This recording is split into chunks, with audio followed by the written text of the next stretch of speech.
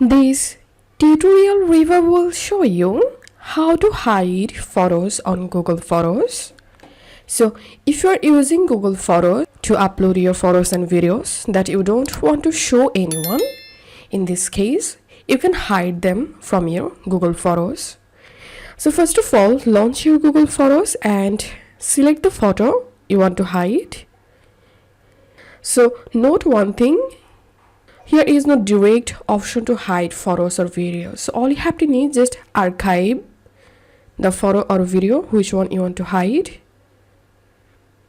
And once you archived, the photo or video will be hidden from your Google Photos home page.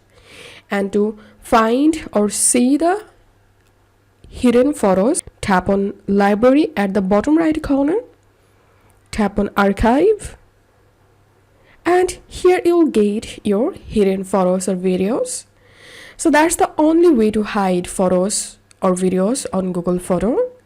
If you find this video helpful, make sure to subscribe Tutorial River.